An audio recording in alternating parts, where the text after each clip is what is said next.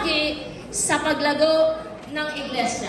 At alam po ba ninyo, yung mga care group natin ngayon ay nangangailangan ng bagong bihis. No po?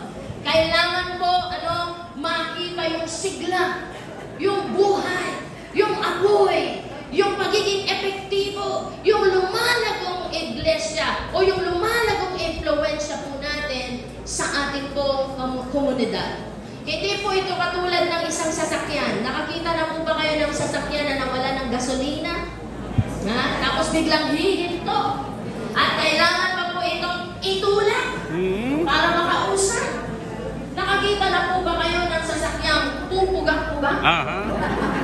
Ang sagwang tingnan, mas masagwang tingnan kung ang ating mga care group ay pupugak-pugak. Salamat na lang at walang mga umuusad na care group. Mga kapatid, sa panahon ng revival, hindi uso po ang care group na matamlay. Amen?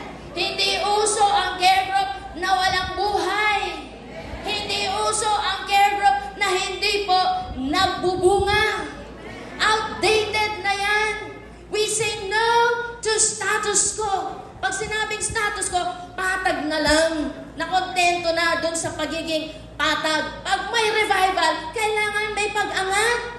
Kasi po, ang sim natin ngayon, it is above and beyond.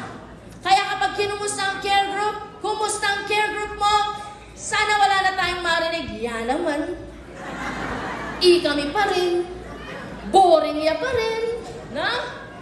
Bakit natin sasabihin ang mga bagay na ito? We say no to ordinary care group. Ang challenge ko po sa ating lahat, why settle for ordinary when we can be extraordinary? Wow. Why settle for less where we can be more? Why settle for boring when we can be interesting? Why settle for fruitless when we can be fruitful? Why settle on the boat when you can walk on the water? That is faith. Why wander in the wilderness when you can enter your promised land? And why fish into shallow waters when you can launch into the deep? Amen? Amen. At ang lahat ng ito ay magagawa natin sa pamamagitan ng pananampalataya. God is so good. Tingnan po ninyo yung mga mensahe, magkakalakit-lakit. Kanina pinag-usapan natin yung pananampalataya ng babaeng dinudugo at siya'y tumanggap ng himala.